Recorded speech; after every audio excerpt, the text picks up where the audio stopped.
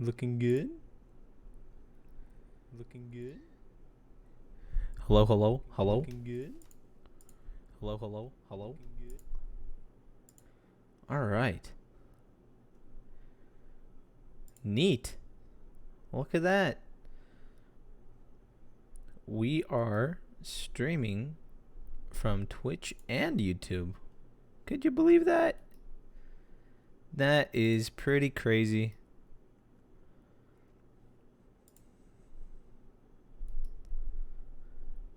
That's why this little chat thing looks a little different, because we got that going on now. Got a little bit of cool stuff going on in here. It's pretty neat.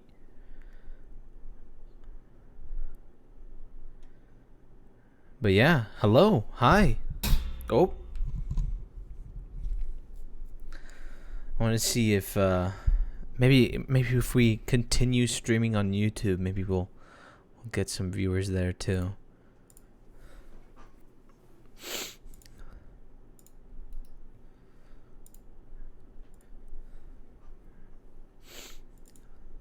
Oh, be quiet.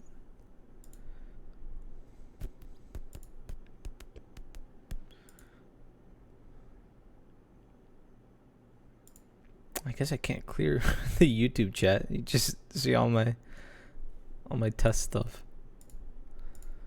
See a bunch of blurbs. I guess I can't clear the. Yep, this is just a bunch of blurbs in the YouTube text chat. Our YouTube chat. But yeah, hello. Nice to be back after a little bit. A little bit of a haiku. A hiatus, not a haiku. That's a 7-syllable, 5-syllable thing. Excuse me. I forgot my bottle at my friend's house, so we're stuck with a glass for some good old pink goo juice. Thanks to PewDiePie.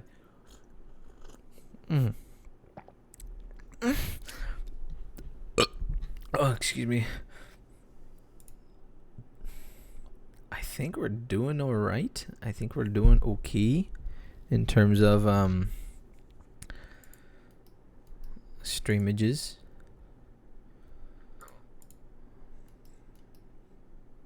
I did think that there's going to be a little watermark up in the top right corner with the software that I'm using, but it's very nice that there isn't.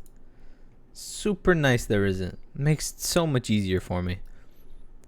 Because otherwise I was going to have to record, and it was going to be annoying on top of streaming, but yeah. Guess we'll just get right into it. Hello. We're going to be talking about a movie that came out recently. Relatively recently, a week and a half ago now. The Suicide People, the Squad of Suicides, by James Gunn, the Suicide Squad. That's a very important thing to distinguish between that movie and this movie and the 2016 Suicide Squad movie, which is just such a good movie. But yeah, I watched it. First time I watched it, I thought it was okay. I didn't really know what to think. Be quiet. Get out.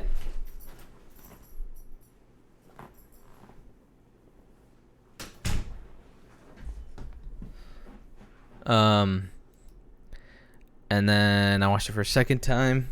I thought it was okay. And then I watched it for a third time with my friend. And that was a lot of fun. It was a lot of fun. Characters are great. Plot is terrible. But characters are really, really well done. I think personally, John Cena's character, Peacemaker, I think he might be my favorite character. Without going into spoilers, I think every character is done well aside from Harley Quinn. She's the only one that has still no character or any sort of Well, she has a little bit. She has a few moments where it's like, oh, that's pretty cool. That's a neat little characteristic for her. That she hasn't had in any other movie. I haven't watched Birds of Prey. Not planning on it because I hear terrible things about it. But Suicide Squad, her and Suicide Squad is pretty much the same thing as in here, aside from a few parts. So she is better, but not that much better, you know.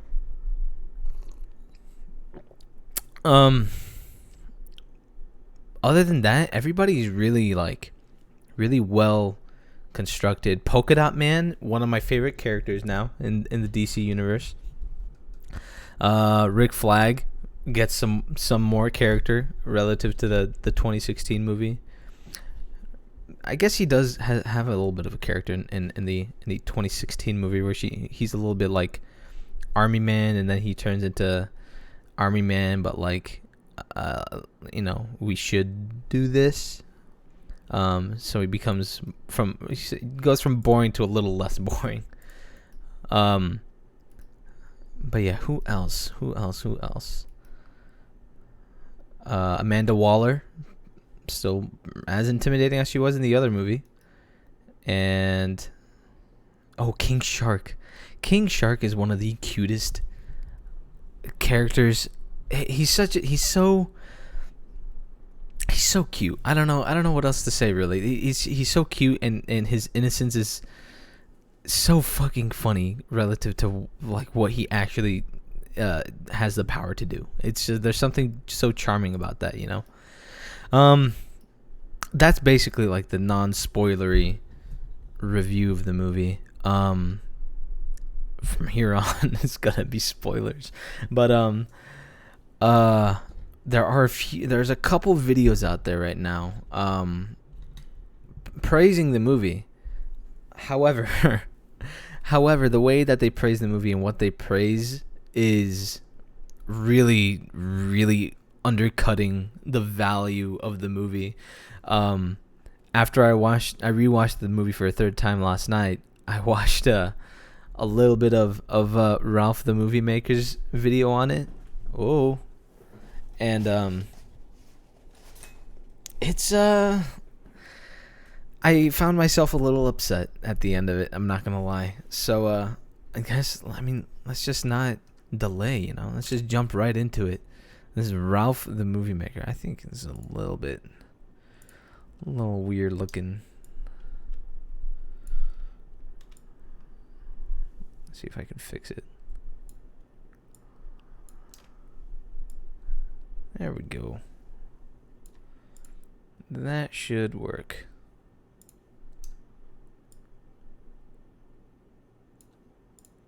There we go.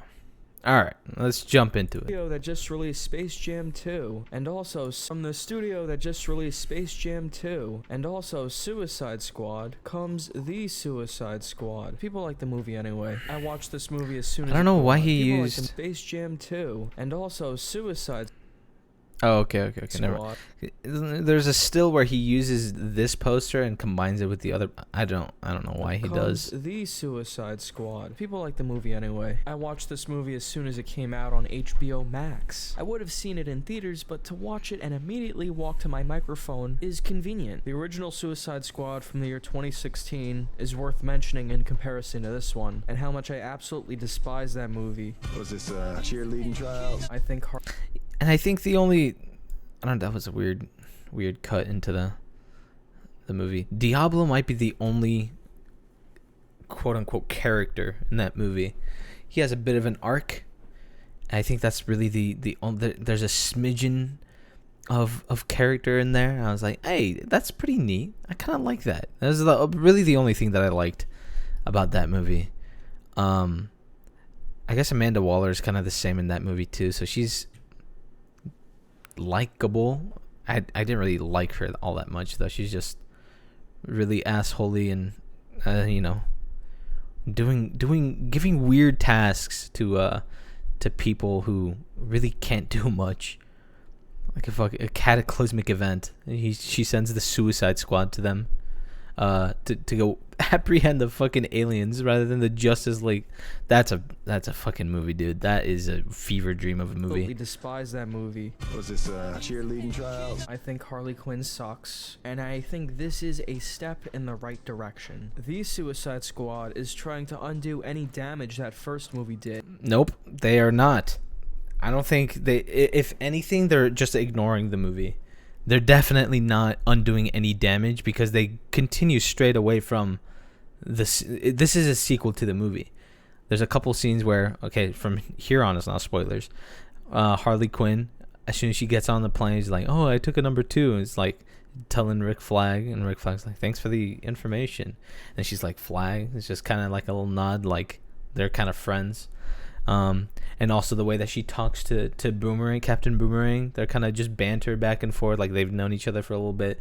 So it's like it's practically confirmed. Like they're kind of soft. What do they call it? Not soft lock, soft core rebooting. The Suicide Squad. They're really trying to forget the 2016 one. And just make this the Suicide Squad, the one to refer to, and practically ignore the other one. I guess you definitely can not watch that movie. In fact, I encourage that.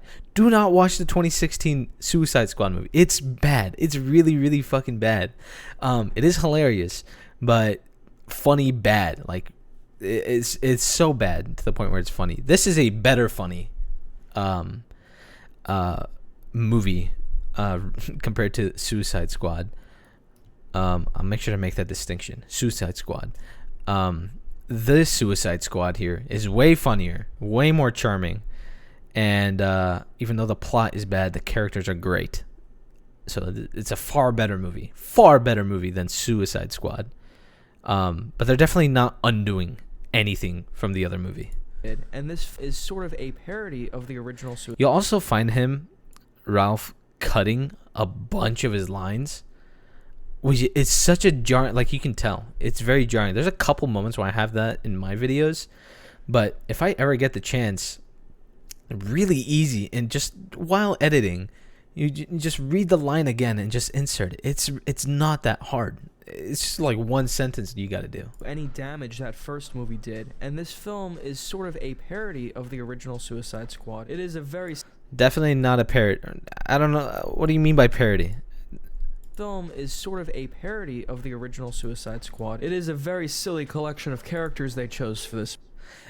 It's not a parody, because if you're trying to say that the Suicide Squad characters are pretty much knockoff, or like not knockoff, but derivative of the original 2016 movie characters, you're just wrong. Okay, Bloodsport is very different from what's his name? Deadshot. Harley Quinn is the same, but there's no character that matches Diablo. There's no character that matches Killer Croc, other than maybe King Shark, but King Shark is like he's like, he is his own character. I'll get into that soon, but his innocence is what really makes him King Shark a really neat character in the movie.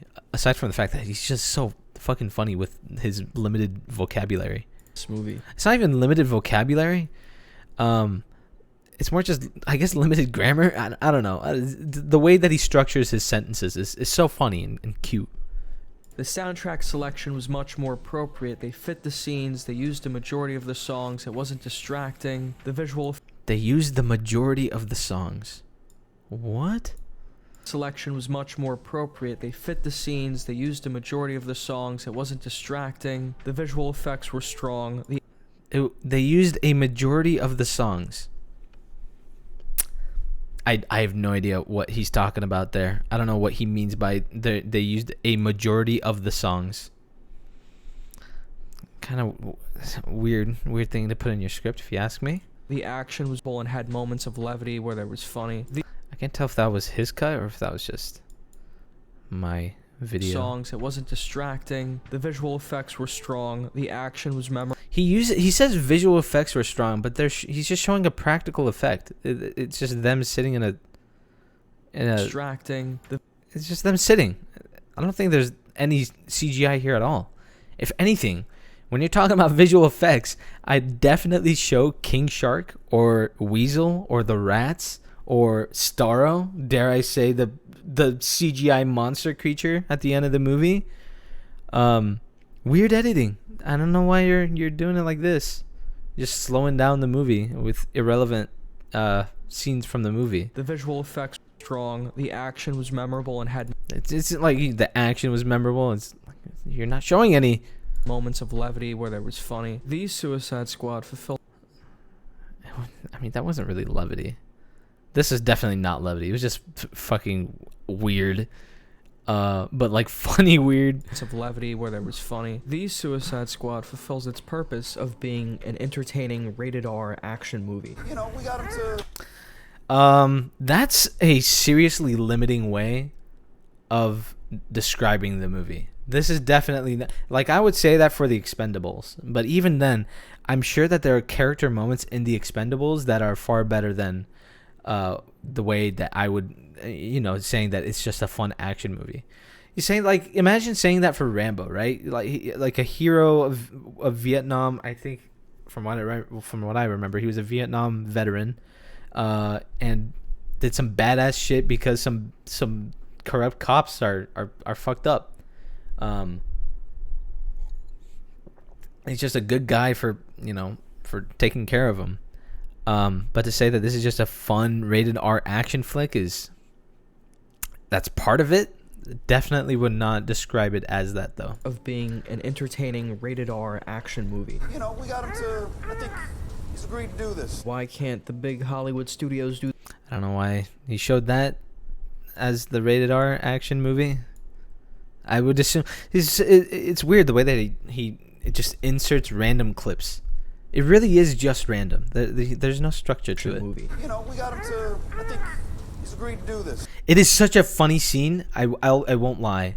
Is he talking about comedy here? Maybe. Fulfills its purpose of being an entertaining rated R action movie. You know, we got Yo, what's up, Smud? him to. I think he's agreed to do this. Why can't the big Hollywood studios do this more often? And why don't they let more creative voices like these people make movies instead of unoriginal hacks with? You say these people, and then you show Viola Davis. We did want this to happen. This movie is definitely what we wanted to happen. This video, though, definitely not wanted that to happen.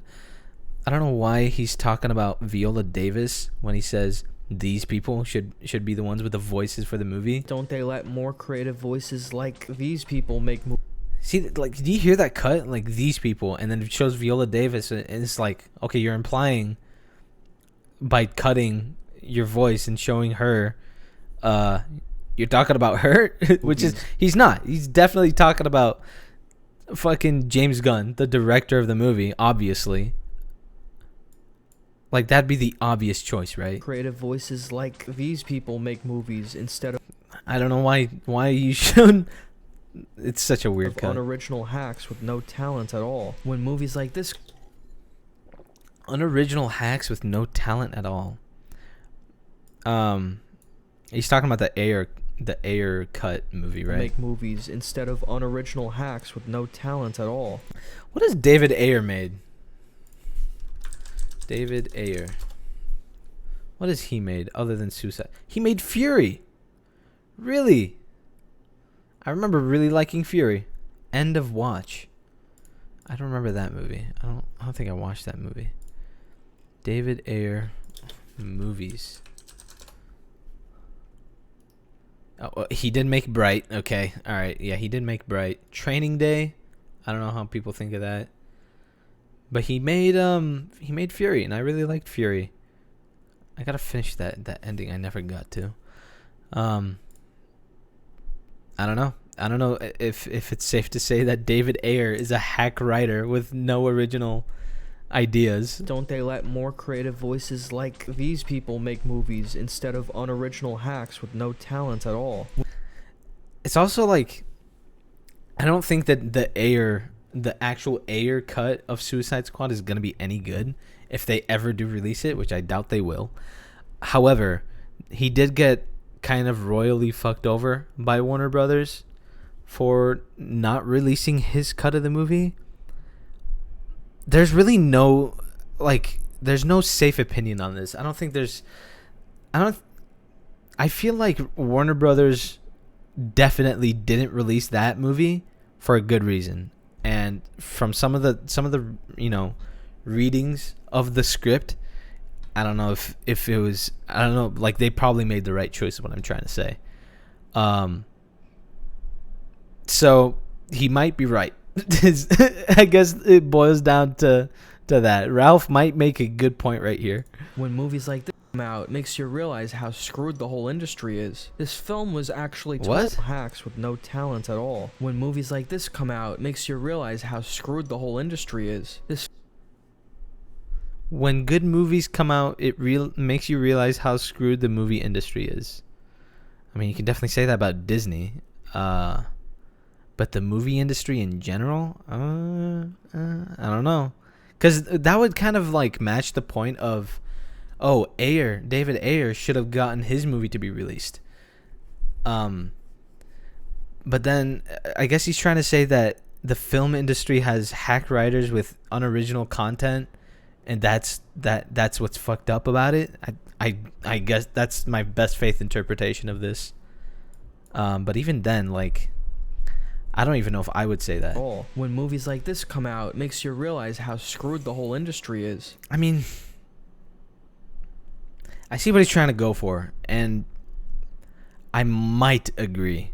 But it's really just like, you gotta have good writers, or it's still not a good movie, but the characters are really well done, and that's a testament to like how good writing can be.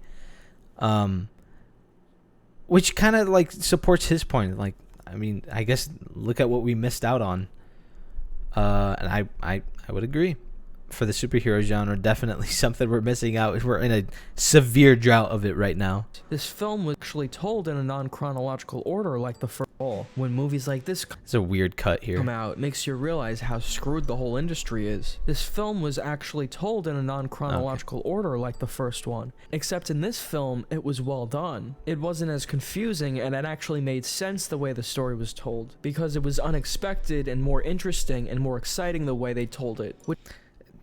It's such a, like, what he said was just a bunch of word salad that kind of like elaborated nothing about the whole what do you call it, non-linear timeline of this movie.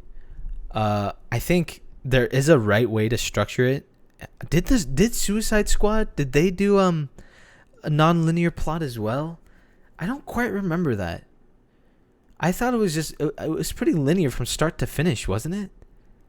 There was really no point where they went back in time to like show expose part of the movie. The only thing I could think about that he might be talking about is that Amanda Waller told Suicide Squad to come and rescue these people from this building, and that was actually her the whole time. That was kind of like the twist, right? I think that's the only thing he could really be referencing. There's no non-linear timeline in that movie from what I remember, so I don't think he's quite getting it right. But for this movie, yeah, the non-linear timeline, the way that they tell the story is pretty well done. Because they're all kind of falling, they're all pieces that fall into each other, and then in the beginning you saw one part of the piece, and then you saw the end of it, end of that piece, and then you go 8 minutes backwards, and it's like, oh, here's the other piece. You need this context to see where it all falls together in place. Even though that's contrived the way that they do that, and towards the end of the movie, it's fucking awful. But it's definitely something that it's not confusing to see. I can agree with that at the very least. It's the way the story was told, because it was unexpected and more interesting and more exciting the way they told it, which is definitely not the way I would describe that at all. It's just kind of like nothing he said there. It was exciting and cool and interesting and great the way that they did it. Is why a writer would do that. The non-chronological way it's told actually makes this movie unique because it's well done. There are plenty of movies that have done non-chronological orders for their movie. Thanks for that, Smud. There are plenty of movies that do that. This is not any special just because of that. They do it well here, unlike some movies. But I wouldn't say that it's special because of the non-chronological ordering of the movie. Characters were far believable in their... It was well done. I'm not gonna slander it for not being well done. Their reactions. They weren't cracking jokes when it wasn't fitting for the scene. The comedy in this movie worked. See, they're not cracking jokes when it wasn't fitting for the scene. There's a couple points where I would kind of like delve in further to see what he's trying to talk about, because I think what he's trying to talk about is that there's some scenes that are really heartfelt moments, really good character building moments that isn't undercut by a joke. One of those scenes is like Bloodsport and Ratcatcher 2. They're talking on the bus and there's no joke after they're kind of talking with each other. But there's one part in Polka Dot Man's explanation of his backstory, and then we get a scene like he says, like, my mom tortured me. He gave me this interdimensional virus. My brothers and sisters, some died, some lived. And then Ratcatcher is like, well, where's your mom now? He says everywhere. And then you cut to a scene where he sees all of the Suicide Squad and the rebellion as his mom, and it's like a really funny picture, and it makes the audience laugh. However, it doesn't undercut his his trauma, unlike Thor and Endgame or just any movie where they're just making fun of one of the characters just for the fun of it. It's a funny. The visual is funny, but the traumatization for Polka Dot Man is still there. So I would want to see. I would like if he was in a room with me right now, I would ask him about that scene and how this sentence kind of applies to that. Which is why, because I think he's right, but he's being too broad. I would ask him to elaborate further. Why a writer would do that. The non-chronological way it's told actually makes this movie unique because it's well done. The characters were far more believable in their reactions. They weren't cracking jokes when it wasn't fitting for the scene. The comedy in this movie... I mean, yeah, there weren't cracking jokes when it wasn't fitting. I think I agree with that. I think that's a fair statement to make. It works. The writing of the characters and their backstories was much stronger. This movie totally nails the comedic tone it's going for, and that is something the 2016 movie did not even try to do. Did they try? Did they try in that movie? I guess they didn't. They kind of took that movie a little seriously, other than like Diablo and Boomerang being assholes, and Rick Flagg and Will Smith just also being assholes. That movie was a weird movie, dude. And that is something the 2016 movie did not even... Now, he does say something here. I'm not sure I quite agree with. This movie totally nails the comedic tone it's going for. I agree with that. And that is something the 2016 movie did not even try to do. I guess I agree with that. Every choice. Orange? Why the fuck did you say orange, Smud? Everything from the look of the movie, the way the characters were conveyed in the movie, the jokes, the characters they chose to include in the movie, communicated to me the Suicide Squad. It's such a... like an ugly visual. Like, this video was probably rushed out. Which is why the editing is just so lacking. The title. Now I understand what the Suicide Squad is, and what I got from the other movie was a headache. This movie definitely has an audience. They're gonna eat it up. For a James Gunn movie especially, I liked it a lot. I like James Gunn as a director. What a weird few cuts in his sentence. Movie was a headache. This movie definitely has an audience. They're gonna eat it up. For a James Gunn movie. This movie definitely has an audience. What the fuck kind of statement is that? Oh, this movie definitely... Do not all movies have an audience? What's up, Mongo? This movie definitely has an audience. Does he say audience? He's like audience. This movie definitely has an audience. They're gonna. He just like doesn't, you know, like insert the D. He doesn't put the D in anything. Eat it up. For a James Gunn movie especially, I liked it a lot. I like James Gunn as a director, and especially a big budget project like this. I liked a lot of the cast involved. I thought most of the people in it were good. I did like that Harley Quinn's first line in the movie was about how she just took a shit. Like,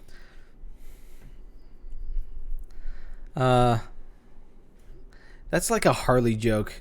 That it was kind of a, it's just a weird joke because that's kind of the thing with her in this. What the fuck is that? A weird emote. I've never seen that before. Harley Quinn isn't really much of a character at this point. So the fact that she says like I took a number 2 before I got on this plane, and that's why I'm late or something like that. It's like, is that supposed to be a joke? I guess it's just like, what's the joke? Is she's being too vulgar? I don't know. comedy. That's what this movie nails. The Suicide Squad roster acted in an unpredictable way. They were written to be completely unlikable or completely fucking crazy, which is exactly correct. Okay. I guess in the beginning, maybe? The director, James Gunn, is what made me interested in this. Oh, he doesn't even elaborate. Bloodsport is very likable. He's a very likable character. Which is exactly correct. The director, James Gunn, is what made me. He doesn't want his daughter to be anywhere near him. Definitely loves her daughter, or his daughter, but wants him nowhere near her. Or wants her nowhere near him. Poop, that's the joke. Oh, okay. I got you. Nice little ass emote right there. That might get me banned. Get that off here. He definitely loves his daughter, but he realizes that there's no good left in him. So he wants her to be as far and ever away from him as possible, and anybody like him, so that they don't have to end up anywhere like him, in any sort of similar situation. And even if they do get in somewhat of a similar situation, do it better than him. His relationship with his daughter is very interesting. I don't think I've really seen one like his relationship with his daughter, where he like has just this insane tough love for her, which I guess also resonates with him because, you know, his dad also had really tough love for him. But I was on board with it. I was like, okay, I wonder where they're gonna take it with this. And then they have the rat catcher blood sport scene, and it's like, you know, I kind of like him. He's like wiping a tear off his face. Fuck, man. That shit's good. I like that. Interested in this project, and it's the reason why this movie had the personality it does. There were a few notable choices. The characters are far more energetic than in the original one. Yeah, they're far more energetic. I think they're kind of. I would add, it gets to the point where I'm thinking really hard about what he's trying to say, though he hasn't said anything. They're far more energetic. Okay, what does that mean? And then he doesn't elaborate. That's basically what it boils down to when I'm trying to think about what he's trying to say. The dialogue had personality. I particularly liked Waller's character. The dialogue had personality, and just that's it. It's like there's a lot of dialogue that is really great that we get to learn about the characters. Like one of definitely the Bloodsport rat catcher scene. I'm going to be referencing that a lot. But the end of the movie where that's a lot of ass, my goodness, on my screen. There's definitely the what was it? Peacemaker versus Rick Flagg scene. When Rick Flagg has the hard drive in his hand, it's like they're experimenting on children, and then Peacemaker says, "Is like, I know that I'm not saying that what they did was a good thing. Nobody is saying that." And then Rick Flagg's like, "They fucking experimented on children. Like, he gets really, really angry about that. Especially for somebody like Rick Flagg. We can also assume that he's carried on from the first Suicide Squad movie. So he's done a lot. He's the same kind of guy that was pretty much okay with Amanda Waller like killing her analysts for like getting rid of Collateral. He's the same guy from that movie. But Children is kind of where it crosses the line. Like, shit, they went way too fucking far. They experimented on children.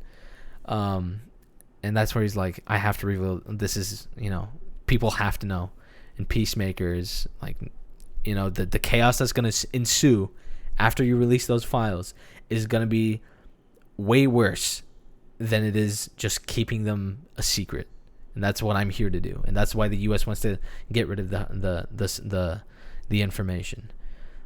That kind of dialogue between those two is insanely good. I really, really like it. Particularly liked Waller's character much, but he doesn't go as far into it as I just did. So more in this movie. She's yelling a lot, which is fun.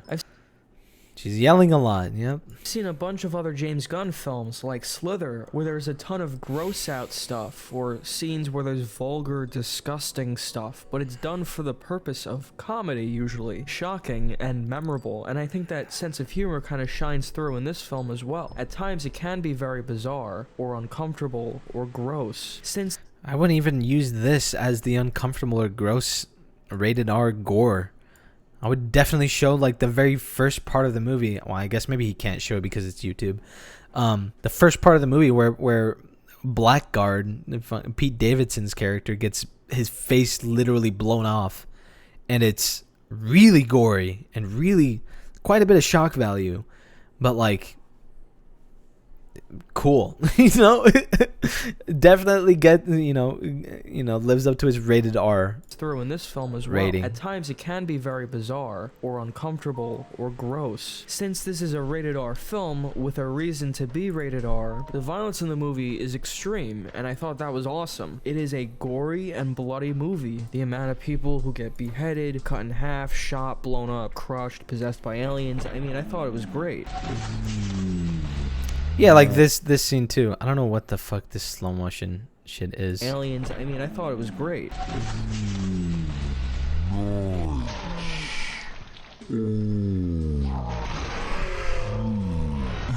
Yeah, right there. Yeah. So there's some scenes that I guess he can show. He didn't even. I guess he didn't show the guy's top of his head sliding off the rest of his head. I guess that's where YouTube's like, no, please, there's children here. But yeah, I guess that's it for the comedy. I would have gone way into it. It only went 4 minutes. How long was that chapter? 3:59.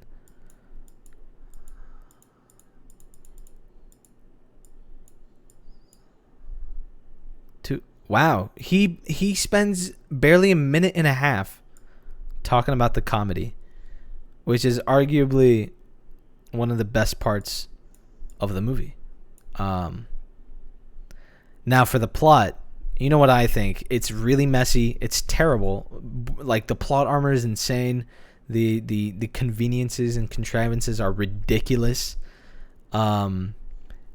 It's a lot. It's pretty crazy and stupid.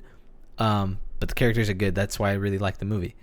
I don't think he thinks that though either. I spent 9 minutes. The same thing he spent a minute and a half on.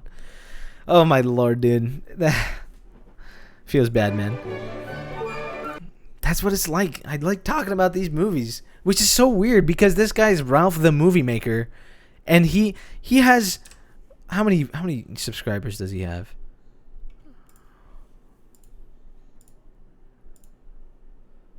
Hold. Where are you? He's got 642,000 subscribers. And in the span of 1.5 minutes, I described in way better detail. I would, humbly speaking, so. Holy fuck, watch the video. You suck my dick, okay? Suck my dick. This is my stream. Go do that on your own stream, little bitch.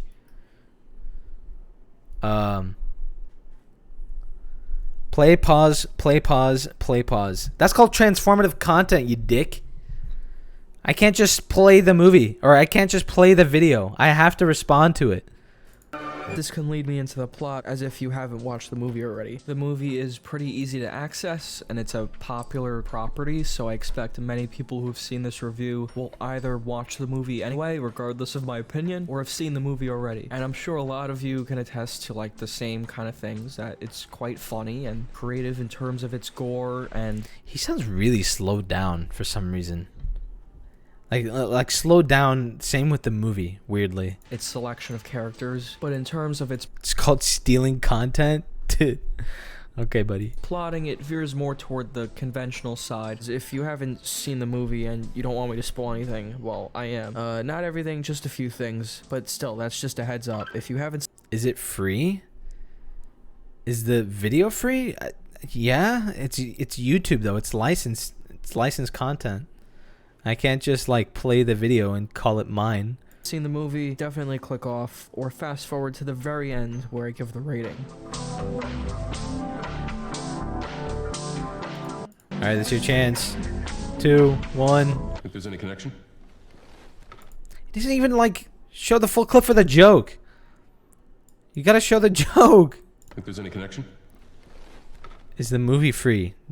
There are ways to get the movie for free, which I discourage because this movie is well worth the amount of money that you will pay to get the movie like in the theaters or streaming services. Otherwise, it's accessible through other ways.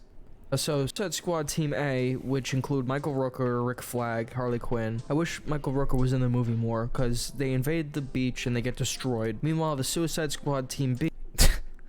I wish Michael Rooker was in it more because they invade the beach and get destroyed.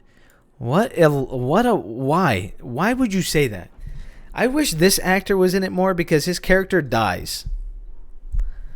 I would have said, hey, I really like Michael Rooker, and he's great as an actor, especially in the Guardians movies.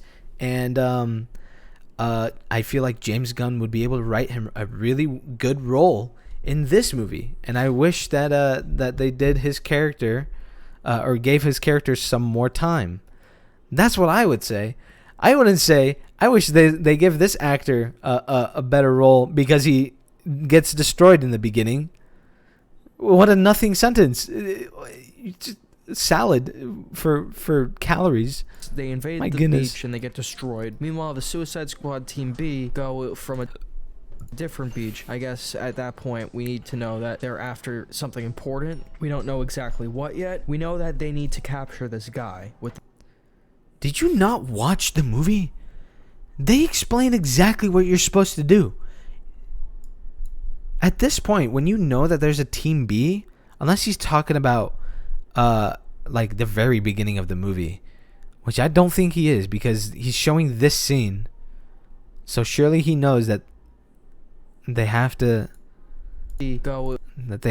get rid of Project Starfish. From a different beach. I guess at that point we need to know that they're after something important. We don't know exactly what yet. We know that they need to capture this guy with the thing sticking out of his head. James Gunn also writes multiple villains in his films, and that's where major criticism... He really actually didn't watch the movie then. You gotta pay attention when you're watching a movie. That's kind of a weird concept. He literally said like, it's really easy to access from my home. Because then I could just walk over to my computer and start recording. Motherfucker, you can literally pull it up on your computer to make sure you have the details right. You wrote your script without even thinking for a second. Like, I don't know what they're supposed to do. Get this guy, I guess. Dude. Criticisms lie for me. They're basically this guy with things sticking out of his head, a giant starfish. Yep, they don't explain those things at all in any scene whatsoever. And a general, and another general, and a few other generals. The starfish was neat, especially in how it was designed. There came a point where I realized this is the primary threat of the story, a giant starfish. And the starfish is in the hands of a bunch of generals who have no control over it, and the guy with the stuff in his head is trying to control it. The starfish gets free You'd think that the guy who spent 30 years experimenting on the starfish with things coming out of his head would probably be able to control the starfish, no? You'd think maybe that there's a chance that he would be able to know how to use the starfish. You buffoon. Come on. A bunch of That's the only thing you liked about Starro too? Just the fact that he looks blue and pink? Not the whole idea about him being tortured for 30 years when he was floating in the absolute void of space, plucked out from his habitat and being experimented on? And the fact that he just absolutely pissed at that idea? Like, he's genuinely a character. You're not describing it at all. starfish. And the starfish is in the hands of a bunch of generals who have no But he is on plot, so maybe we'll get, him talking about Starro as a character later. control over it. And the guy with the stuff in his head is trying to control it. The starfish gets free because the ceiling collapses at the perfect moment, right when John Cena and Rick Flagg are about to kill each other. What do you mean the perfect moment? How does that have anything to do with the starfish? Rick Flagg and Peacemaker pulling guns on each other, coinciding with the building falling on them, them miraculously living, and then the starfish getting out. How is that a perfect moment? How is that contrived or convenient at all? What is the relation between the two? I don't understand what kind of line you're drawing right here. The plot does just become like a bunch of other superhero movies you've seen before. And while I did really like the characters, and even in the end the movie was making me laugh, James Gunn isn't trying to break the conventions of the superhero formula in this. The superhero formula. I'm not sure if there really is a superhero formula. What is the superhero formula? Is it like man has like a trial or tribulation, and then he becomes a superhero after that? I think that might be the formula. That's definitely not in this one. I don't understand what kind of formula you're referencing here. This way. There's bad guy and they have to go get it. Isn't that the formula of any movie though? Wants to use the medium to make a bunch of jokes and have a bunch of violent scenes, which is great. I see James Gunn putting his style into it, especially when it comes to the dialogue. There's still these scenes of these bad guys that you don't really care about. And that's the plot. Wow. There's still these scenes of these bad guys you don't really care about. This fucking army. I don't know if you're supposed to fucking care about them. Bad guys that you don't really care about. Wow, dude. Alright, dude. Now here might be the best part. Surely he's gonna go into the characters and describe all their motivations and how their relationships with each other makes complete and total sense, and how they react to every situation despite how contrived it is, appropriately. Surely he's gonna talk about that, right? Now to get into the characters, I just want to talk about how they were portrayed by the actors. The performances were just much stronger in this film than they were in the 2016 movie. This movie gets across much better that these people are a group of outcasts. The Bloodsport character is much better than Will Smith's Deadshot character from the original. The dynamic with his daughter is basically the same thing. It's not. What the fuck, bro? Why would you do that? Fuck you, Smud, get out of here. Definitely, absolutely not the same thing. Hold on, I'm getting text.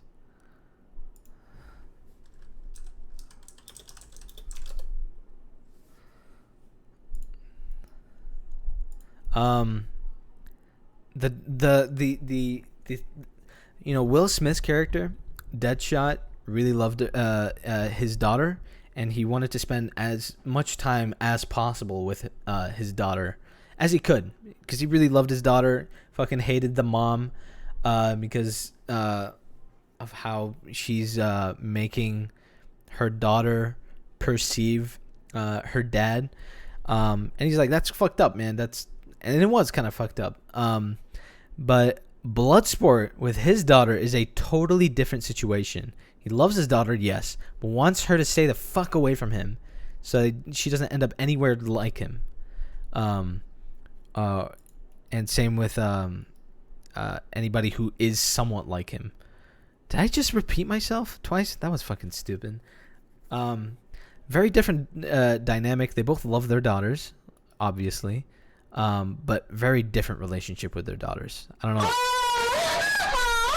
how. Hey, you abuse that. You're gonna get that rid of. Okay. His daughter is definitely not the same as Deadshot's daughter. is basically the same thing. It is just better written for the Bloodsport character. There isn't an awful scene. It's just better written for the Bloodsport. So it's different then. You're making no sense, Ralph. Please help me. Where Batman shows up. The King Shark character was pretty cool. I like the CGI on him. I like the design of him. Okay, those are two things that have nothing to do with his character, but all right, go off. Like many of the moments where he killed people, and many of the visual gags with him I thought worked. They made Okay, those are all parts that could contribute to his character, but there's one thing you're missing. me laugh. James Gunn has experience writing characters like Groot, and I think that's what King Shark reminded me of the most. Yes, but it may remind you of that, but that's not the same character. I also thought the Okay, bye, Smud. character of Rick Flagg was much better in this movie. He Okay, you're not going to describe how King Shark is like an innocent child just wanting to be friends with people. Just not going to talk about that at all. Okay. had a lot to do, All right, buddy. You're a very good reviewer. I like you a lot. and he was one of the most central parts of the plot. He's one of the most central parts of the plot. He's one of the most...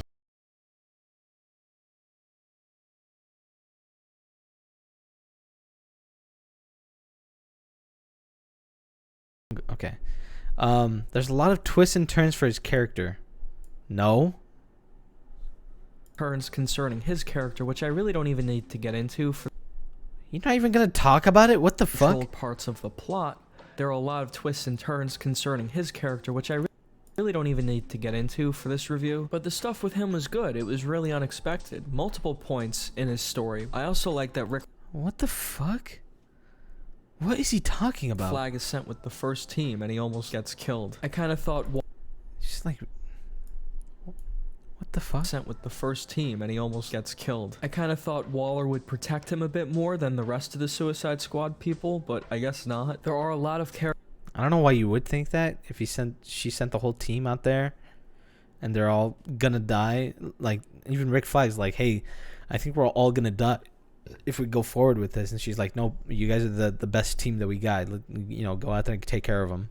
characters in the movie. A lot of them are in it very briefly and then they get killed. I guess it's better to leave Smud, you're pushing it.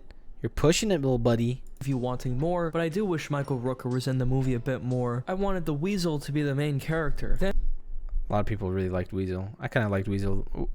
I didn't like Weasel the first or second time, but the third time is when it really hit me. Rooker was in the movie a bit more. I wanted the Weasel to be the main character. Then I wanna... there's the character of Harley Quinn. I don't like this character or any movies with her.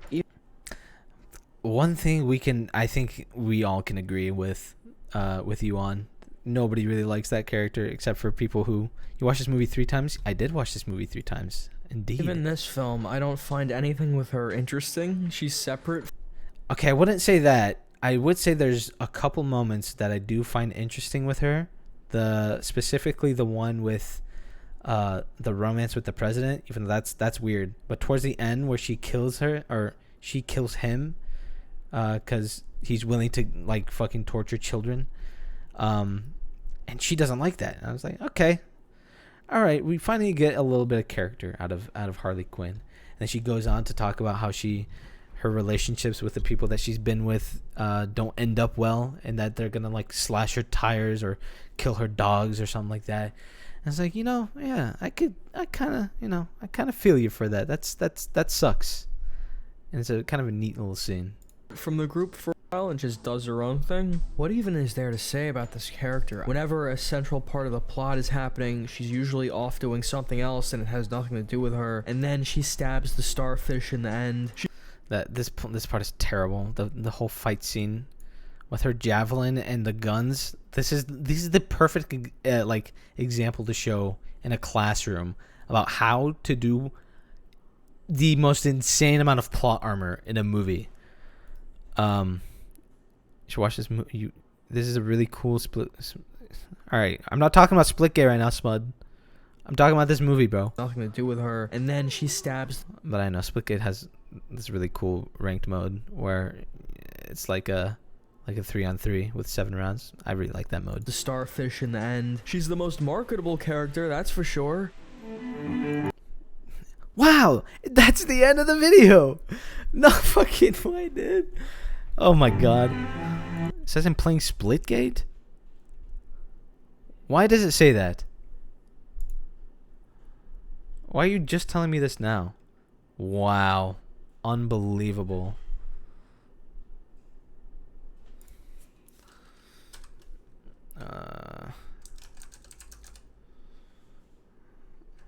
Is it slash category or category just chatting?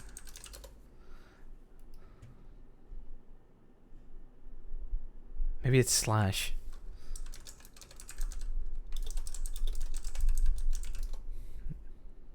What the fuck? Oh my god. Make me a mod. I fix your mistakes. I made you mod before. Don't worry, I'll fix my own mistake. Should I make you mod? Do you want mod? I can make you mod.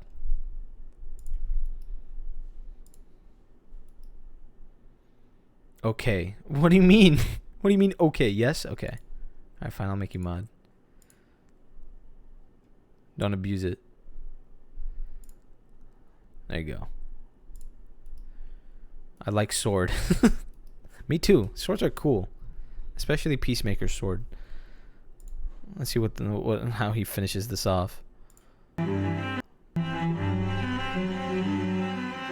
would have been cool if this Please put me in just chatting, please. Thank you. was the first and only Suicide Squad movie to be released and the other one never existed. The memory of that other one just kept popping in like a bad dream. I think if you're looking forward to this movie, you will be entertained for a majority of the film. If you're looking forward to this, what a nothing sentence, dude. And there's plenty of redeeming, awesome aspects to the movie that make it super unique and fun and cool. I would rate super unique and fun and cool. It's very smart words from a smart man. the Suicide Squad a 4 out of 5. That's a high ranking. Maybe I definitely would not. First off, I would go out of 10. Nobody uses 4 out of 5s. Some people use out of 3. It's fucking weird. I go out of 10, but even an 8 out of 10, way too high. Just way too high. I'd say a 5 out of 10, if anything, because the plot is just that bad. it will go up, watch it again, which I definitely plan on doing again because the movie is quite entertaining and fun. It was Movie is quite he really is just like a redundant machine. It's exactly as good as I expected it to be, because I expected it to be a James Gunn movie. I would rewatch it again. Your expectations of a James Gunn movie is, well, I guess a terrible plot, I would say, but you obviously don't think that. Definitely not what I was thinking. I did not think that James Gunn would have a bad plot in this movie. Unfortunately, he does. But he has good characters, which I guess somewhat redeems it. Again, I enjoy the violent stuff too. If you're just looking for some action and gore, then it's a good treat. And that's what a jarring way to end the video. If you're looking for some good action and gore, then this is a treat. Stuff too. If you're just looking for some action and gore, then it's a good treat. If you're just looking for action, gore, Stuff too. If you're just looking for some action and gore, then it's a good treat. Wow, what a concluding sentence, dude. Very, very, very neat video. And then it's just another, like, a whole minute of him thanking his patrons. Yep. Wow, that was bad. Yikes, dude. I do not like that video at all. Ralph the Movie Maker, you can do better than that. Right? Surely you can do better than that. Did you put me just chatting?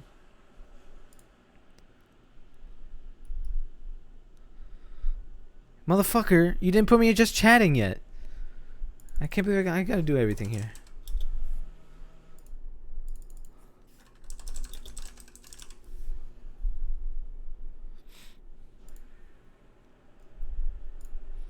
Give me a 2-minute quick rundown review. Was it good or bad? The plot is really bad. It's really messy. There's a lot of plot armor. However, CGI is great. That's something that you'll notice. And the characters are fantastic. I think the characters are the only redeeming aspect of the movie. It's also really funny. It's just fun overall. You can definitely have a good time with a friend watching this movie. But if the plot were not so convenient and contrived for the sake of, getting the plot going, if it weren't so bad, then this would easily be like one of the best superhero comic book movies ever made. Easily. Like it would definitely be like in the same realm as Guardians of the Galaxy, and I think those movies are fantastic. So it's not great, unfortunately. However, the characters are really good and the relationships are really good. I would definitely recommend the movie. Absolutely. It's definitely something. I watched it 3 times already and I'm already planning a 4th time. So is the plot that fucked it? Yes. Definitely the plot brought it way down. There's a lot of just dumb shit in there, and people have random plot armor where they just shouldn't. You can definitely see there's like a beginning montage kind of fight. It's a stealth mission, you can kind of think of it as, but the enemies kind of like pop up as if they have proximity sensors like in a video game. And it was really dumb, but it was at the same time, in another aspect, you can see how funny the action was with the 2 people that are fighting. I do recommend the movie. Just go watch. I'm not going to spoil it for you because it sounds like you haven't watched it. Definitely go watch it, though. It is definitely worth the watch. All right, for the second video, Filmento, a 20-minute video, so we're going to be here for a little bit. He says, why the Suicide Squad work where Garbage Squad failed. Surely, I've seen some of his videos before. They're very bad. Very, very, very bad. He has a weird accent, so we'll notice that too. But before we get into that, I'm going to take a quick pre-break. And while that's happening, we'll do this.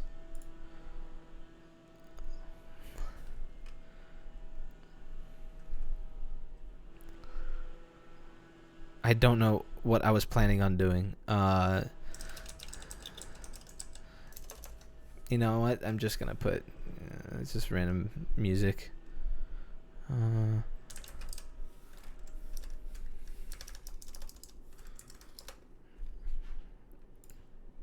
Here we go.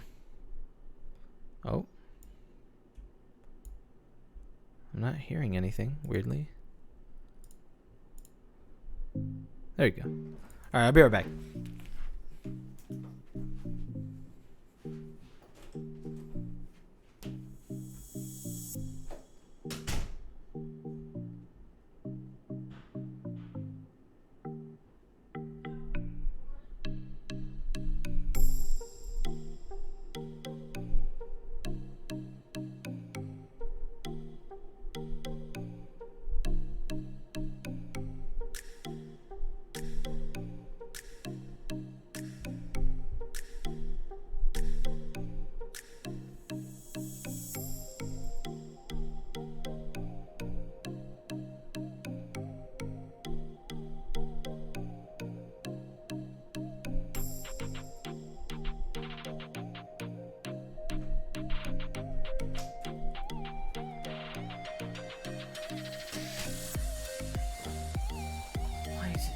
Fucking hot in here.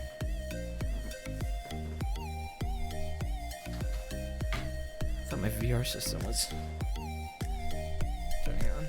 All right. I'm back. Oh, sorry you had to listen to that shit music. I watched the first half. Should I watch the second? I'm at the point where they just capture the scientist guy at the bar with the dildos on his head. Yeah, finish it, dude. Finish it. Okay, so if you watch the first half, I was talking about the scene where they were essentially killing off the rebel, like the freedom fighters. It's such a funny scene. It's so dumb, but it's such a funny scene. Definitely finish it though. There's some good stuff.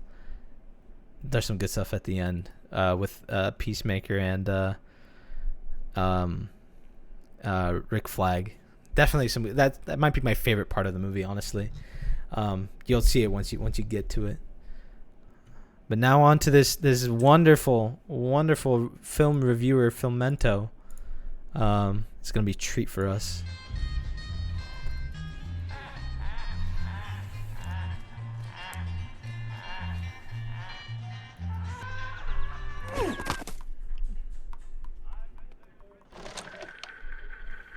I found that kind of funny.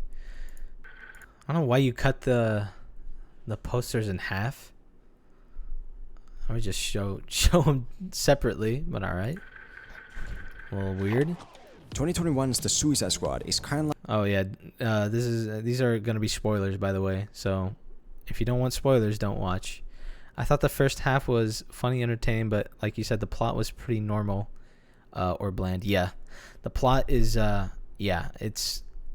I would definitely say, I don't care, dude. I will keep watching it because the parts that are funny, especially with King Shark, so fucking that motherfucker is so cute. And I love that thing. Plot was definitely bad, like really bad. You'll also see like there's some pretty bad stuff in at the second half. I guess if you got to the point where they just captured the dildo guy, then yeah, you haven't even gotten to that Harley Quinn part. Okay, definitely, yeah, keep watching it, dude. Finish it off. That's like me every Saturday night. All right, get out of here now because there's gonna be spoilers here. All right.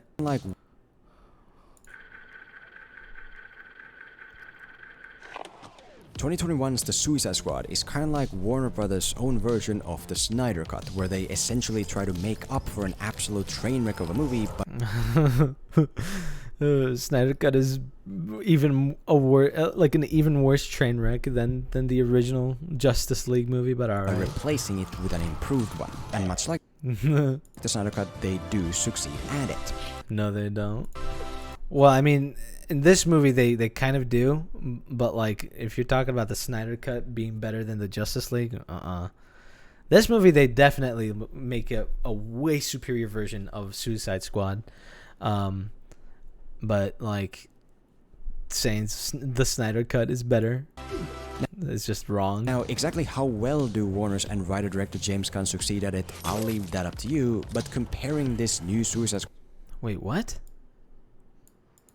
How well do Warner's and writer-director James Gunn succeed at it, I'll leave that up to you. What do you mean? This is your video.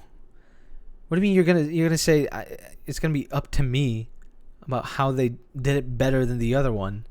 Your video is called "Why the Suicide Squad Worked Where the Garbage Squad Failed." Am I missing something? But comparing this new Suicide Squad to the core problems of the old one, which we covered here a couple years ago, there has been a lot of improving done. For example, one of the central issues with the original movie was how it straight up degraded already established characters by forcibly squeezing them into the mold it wanted to portray. Like having Batman attack Deadshot when he's with his daughter, even though that in her eyes basically makes Batman a mirror image of the guy in an alley. I would agree with that. I don't think Batman should be the kind of guy that would do this kind of stuff. I feel like it's kind of antithetical to him as a character. I think that's a totally fair point and a pretty good point, actually. It was a weird start for Filmento. It's weird that he kind of has a good point. That took his parents. I don't want to do this in front of your daughter. Maybe just wait. Yeah, I know. Or like having the Joker just openly hang out at nightclubs and dress like he's about to head off to star in a Skrillex music video about purple Lamborghinis. That's definitely not the problem with Joker, but you know, have at it. which of course he did. My disappointment He's just really dumb. He's stupid. It's not the fact that he's in clubs. is I don't care if he's in clubs, dude. He's just a really stupid character. immeasurable, and my day is ruined. And the way the new film avoids this degradation issue is simply by not resorting to the forcible use of established icons and instead using lesser known characters it can build an identity for itself. The initial squad of characters in the opening Well, I mean, you can do the same thing with notable characters that they already have. I know that that's kind of like not the case with Iron Man and especially Polka Dot Man. That was definitely like a surprise. And I think I might be the kind of guy that would encourage using underutilized characters because there's going to be more potential with them. But honestly, you can do that with any character despite how popular they are. are treated very badly and disrespectfully, but at the end of the day it doesn't really matter because this is the first time 99% of audiences have even heard of most of them. Wait, what was his point here? Disrespectfully, but at the end of this degradation issue is simply by not resorting to the forcible use of established icons and instead using lesser known characters it can build an identity for. Which is kind of funny because they also use Harley Quinn and it's they fail at using her too. For itself. The initial squad of characters in the opening are treated very badly and disrespectfully. No, they're treated just fine. It just sucks that we don't get more of them because a lot of people like Weasel. A lot of people like just the fact that Savant went to go rescue the fucking 27 child murderer. Kind of like talks about his character and how he treats his teammates, especially as like a kind of like a leader type figure. Kind of similar to how Dubois or Bloodsport kind of acts in his Suicide Squad. Weasel is funny as hell, and I don't understand how you're supposed to write him respectfully. 27 children he killed. Weasel died. Yeah, let's say that he died. But at the very end, he's shown to be alive. Doesn't really matter because this is the first time 99% of audiences have even heard of most. I don't think that they're disrespected at all. I don't like, in terms of the comics, I don't care what they show in the comics. We're talking about the movies here. But the detachable kid is very not good at using his arms, which is kind of weird. I'd figure that he might be able to like pick up a gun and like spray him down or something, but other than that, it's an ambush too. This is all completely unexpected. Weasel is funny, dude. Weasel is so funny. I love Weasel. I can't watch it. I'm broke. I'll rip you, or you can rip the movie. Am I right? To them. Titty is the detachable kid? Who? I mean, the only What the fuck? Why'd you put yourself in the movie? audiences have even heard of most of them. TDK is the detachable kid? Who? I mean, the only exception being maybe Harley Quinn, who for some reason Warner's is determined to portray as a dum-dum acting on impulse as opposed to purposeful intention. But And another good point. I definitely 100% agree. She's a nothing character that's given almost nothing in this movie as well. But at this point, I guess it just comes down to personal preference. If you prefer Harley to be less of a smart wolf disguised as a dumb sheep who uses her wits and special set of skills to commit realistic actions, and more of an unrealistically overpowered idiot who can inexplicably turn into an invulnerable John Wick, for example, fair enough. I wouldn't say fair enough. I definitely think that a much stronger, more powerful character is somebody that uses her abilities to her extent rather than being just a random Mary Sue whenever she wants to be. But yeah, no, definitely. I had this conversation with my friend the other day where they like really underutilize her as somebody who has her PhD and uses her body to get what she wants. Pretty intelligently too. Especially with the scene where like she's choking the guy out while she's in chains and snaps his neck while she's lifting him up. It's like, dude, you did not have to make her just incredibly strong out of nowhere. You can easily just have her break the guy's neck or even just twist his neck to the point where it's like it just shows her flexibility. So we can. I'm pretty sure in Suicide Squad she's always hanging and just kind of like an acrobat, kind of like that intro. So we can definitely assume that she's capable of doing what she does to that guy just by twisting his neck. The fact that she lifts him up and then cracks his neck, it's like a little too far. So every single person that is coming out from cover is ridiculously retarded. Like, you all have guns. You just stand behind cover and shoot at the middle of the room. You're having a laugh. What? He does exactly what I do. But so essentially, in style of this first example, let's contrast the new Suicide Squad to the rest of the key problems of the original, to not only see how exactly it improves on them, but also to hopefully in the process learn a couple of useful tips about how to make a movie that is less like this and more like this. Oh, and Okay, so you are gonna tell me how they do that then. also, even though I'm not continuing the one DC Sasser scene playlist speaking here, facts. I do Thanks, bro. want to once again encourage people asking about it to start making videos about movies anyway, if that's what you're interested in. But I'll touch more on Wait, what? playlisting here. I do want to once again encourage people asking about it to start making videos about movies anyway, if that's what you're interested in. But I'll touch more on that after we first get some perspective.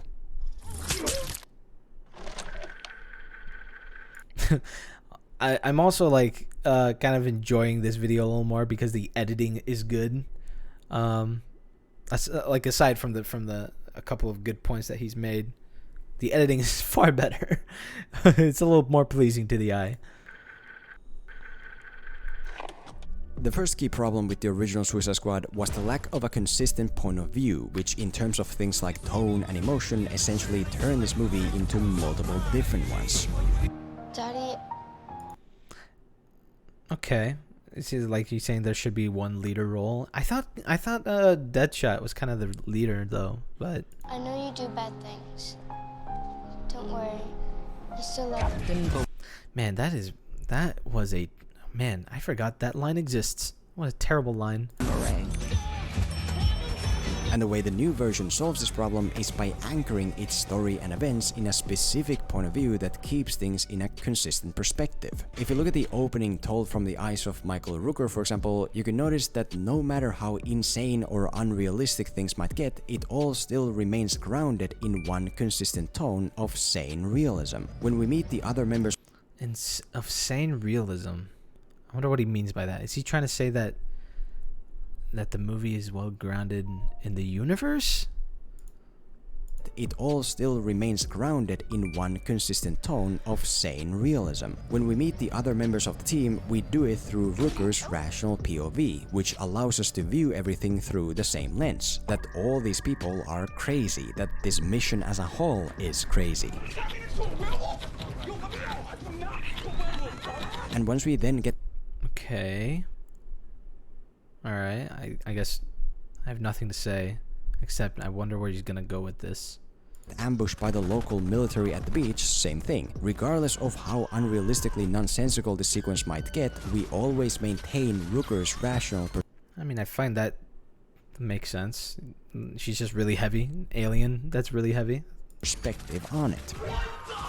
The perspective that the army slaughtering us is a big deal, that people dying is a big deal, that what's happening right now can be viewed as a serious, dangerous threat. See, if Ruger, for example, died halfway into the battle and we then jumped into Harley Quinn's point of view instead, all that sense of danger and threat would be gone, because in Harley Quinn's irrational perspective, it doesn't exist. Suddenly, it would feel like a whole other movie, like for a moment happens later in the story. I'm finding myself kind of agreeing with him, which is weird. Danger A weird feeling for Filmento. Threat would be gone, because in Harley Quinn's irrational perspective, it doesn't exist. Suddenly, it would feel like a whole other movie, like for a moment happens later in the story. But because Rooker doesn't die halfway and instead maintains his more realistic anchoring POV all the way to the opening's end, so too maintains the more rational tone that comes with it. Sure. Yeah, totally fair. I wish I had something to say. I don't want to just steal this guy's video. After the prologue, the perspective then shifts over to our main hero, Bloodsport, who carries pretty much this exact same sane lens that we view all the insanity through. And in addition to just tonal consistency, you'll notice that it also keeps the plot of this movie as more of a progressive series of interconnected steps rather than a disconnected collection of individual occurrences.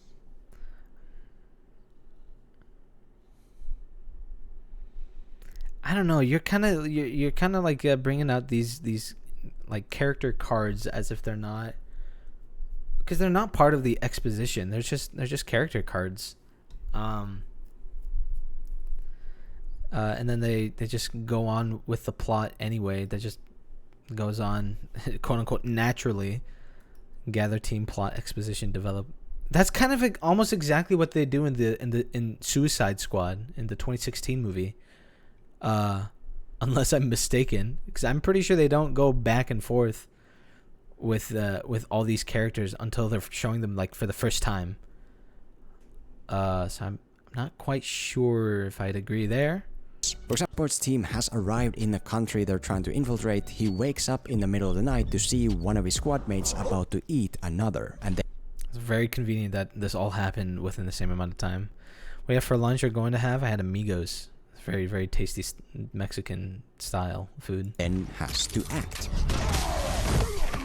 Yeah, well, we can't function as a team if we gotta watch our back from one of our own eating our bollocks. Hungry! Hey, boss, I shoot you to do standoff. No. This is not the same thing. Killer Croc is not the same thing as King Shark. Don't ever say that.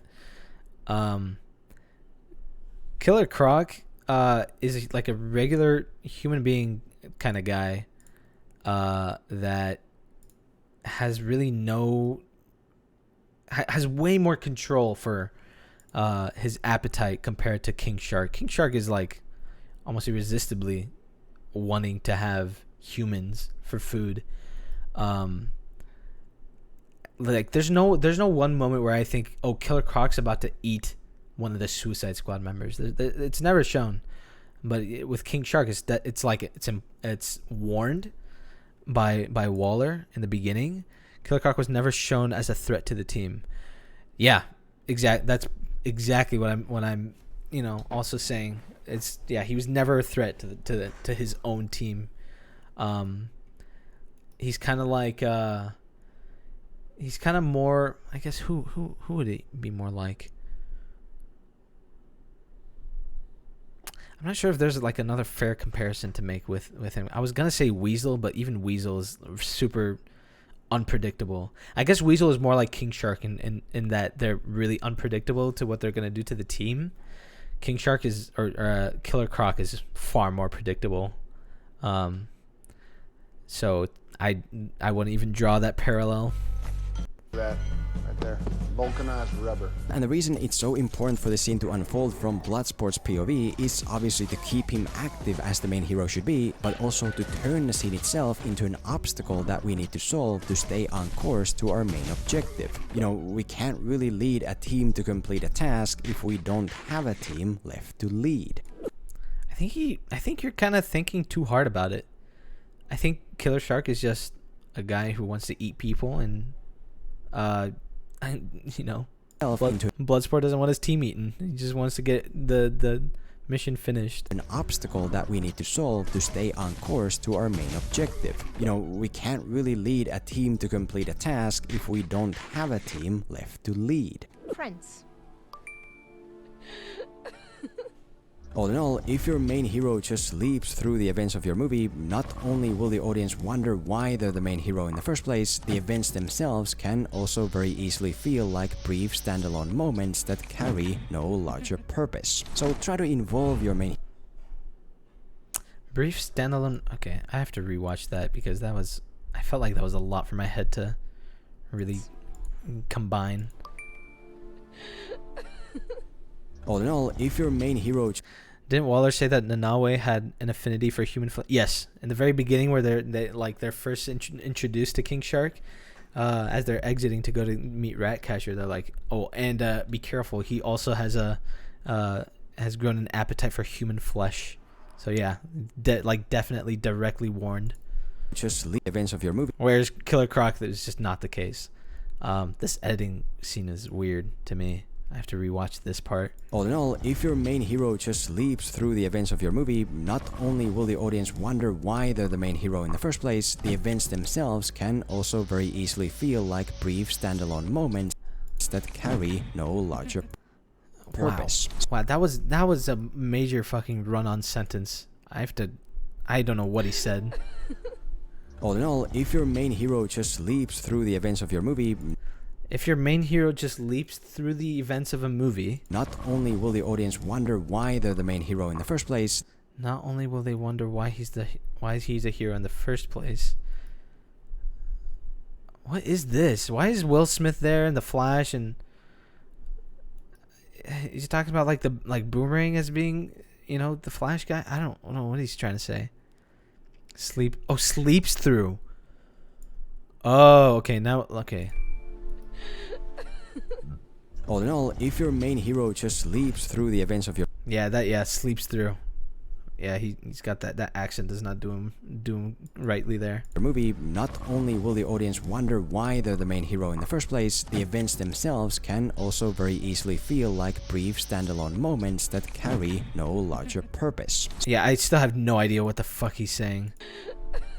If he sleeps through the events of a movie, not only will the people not know why he's a hero, but through the events, but the events will be like jarring. No, if your main hero just leaps through the events of your movie, not only will the audience wonder why they're the main hero in the first place, okay, the events themselves can also very easily feel like brief standalone moments that carry no larger purpose. So what he's trying to say is that you have to build character. I feel like he used way too many words and made it insanely complicated just to say your characters have to have a character. That's my best faith interpretation of what he said. I don't know if I can go through that one more time with a better understanding. Only will the audience wonder why they're the main hero in the first place, the events themselves can also very easily feel like brief standalone moments that carry no larger purpose. Right, so okay, build your character so that in the event that something happens, the character will act reasonably according to what we've seen before. Sure. And I would definitely agree. I think that's like a basic thing for movies that you have to make for your characters. I think that's a baseline what you always have to do. It's not the case for some new superhero movies, unfortunately. Black Widow. Thanks for the the clarification, Smud. I don't know where that if goes. So I don't know. Try to involve your main hero in the plot events as much as you can. But perhaps the most important part If then banana. Okay, buddy. Alright, I'm done with you. Part of a consistent perspective is how it allows emotions to actually connect and resonate. Like, for example, with the Ratcatcher's sad story about losing her dad that we learn on our car ride to town. My father's burdens became too heavy to carry. He was caught. I'm pausing for copyright purposes. Became too heavy to carry. He was caught. What you'll notice about the story is that it doesn't exist in a vacuum, but instead directly connects to Bloodsport and us due to us knowing that he himself has a daughter that he's sort of abandoned, which essentially then turns the Ratcatcher into a proxy of his daughter that we at the end, for example, can genuinely emotionally fight for. But sure. Yeah. Not even we don't even have to emotionally fight for her or them. They could have some sort of similar bond that might be completely fucking evil, and it's just the way that Bloodsport acts because of his relationship with her that would make total sense. But yeah, at the end you also find yourself rooting for them, and it's pretty nice. It's kind of cool. If we don't learn Ratcatcher's story through Bloodsport's relevant point of view over the course of the story and instead get it from this third perspective introduction trailer right as we meet her, it doesn't really function the same way. Sure. Yeah. Absolutely. Yeah, definitely agree. Definitely have your characters learn about each other, and then use that opportunity to build relationships with each other. Definitely an A+ kind of thing for your movie. To be clear, totally fine to For your view things from characters. other perspectives to better understand them, as well as have multiple main perspectives depending on the size of the story, but the way emotion can actually truly resonate is when it's generated through a close and relevant first-person view. Jeez. What the fuck is that sentence? That was like a 20-second sentence right there. And instead get it from this third perspective introduction trailer right as we meet her, it doesn't really function the same way.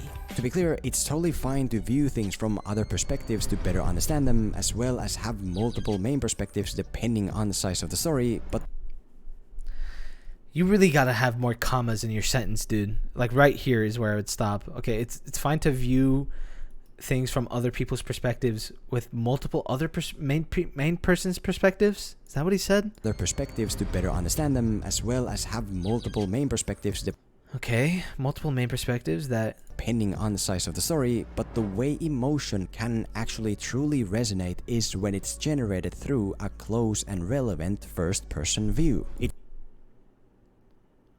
It's easier to care about King Shark's loneliness when we learn about it by at the same time being out having a good time with all the human squad members. I'm not sure if I agree with that. I think he's saying like... I think he's trying to support his argument that we have to be through Bloodsport's eyes, and we have to be in his shoes to really understand why it's kind of sad that King Shark is in the car. I think I disagree with that. I think King Shark as a character, like you learned that he just wants to be friends with people, and that he wanted to go out into the city. He wanted to just, he's like, hey, I got it hooked up. I'm gonna wear a fake mustache. We're all gonna hang out. We're all gonna chill. I'm gonna be with my friends, right? It's not necessarily through Bloodsport that we have to see that in. It's just just his interaction that we have to understand, or just see his interaction with Ratcatcher and Peacemaker. He's like, yeah, I'm gonna hang out with you guys. It's gonna be fun. I think that's the thing that makes it kind of sad that he's alone in his car. Not the fact that we're hanging out with these people in the bar. I think just the fact that they are in the bar having fun. Not necessarily that we are there with them. If that makes sense. In a way that can put it in perspective. Because no matter how great your story and characters may be, if they're all established through their own individual disconnected third-person view mini-trailers right away, odds are that they're not so great at all. I'm not quite sure if I would agree that inherently if you have these kind of character cards with backstories for them, and having like a little video play for them, if that inherently means that it would be a bad character. Because all you got to do is really just bring up that character moment for that person with another character, and then you would essentially have the same interaction that we have in this movie, which is kind of like the argument that he's making. Now he is saying like, don't have that card in the beginning, let us experience it with those characters. I think I might agree with that, because it kind of lets us feel in the moment. But having like for example Diablo, I think he explains to the Suicide Squad in the 2016 movie, he explains to all of them that he killed his whole family, and that's something that they don't really quite react to or really establish a relationship with, which kind of sucks. But for us to see that in the beginning, like let's say if we were just in Diablo's shoes the whole time, to see that from the very beginning and just go along with Diablo and how he interacts with the rest of the characters, and then him bringing up that story, and then they relate to him the same way, or like Will Smith is like, man, I don't understand how you can do that. I love my daughter. My daughter's everything to me. I'd do anything for her. And like Diablo's like, yeah, I know, I would too. I would do anything to have her back. And then you can kind of have like a bond with them. It's like they kind of understand each other because they're both fathers. One just kind of royally fucked up, whereas the other has a second chance at at keeping his daughter. You definitely still have like good moments in that in Suicide Squad. It's just unfortunate they just I guess they just didn't know how to write it. What the fuck? Of the Ring. what did we just walk into?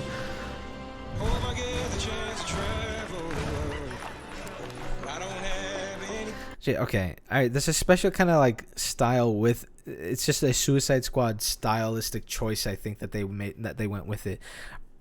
It's kind of an annoying style and very expository, just blatant exposition, really lazy writing kind of style.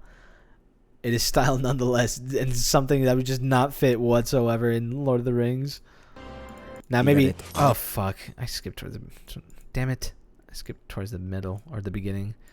Now if you had like us look into the book, the Lord of the Rings book, and we can see like Frodo is being written as just a guy from the Shire, always picking at flowers and taking care of his uncle, or is Bilbo his uncle or grandpa?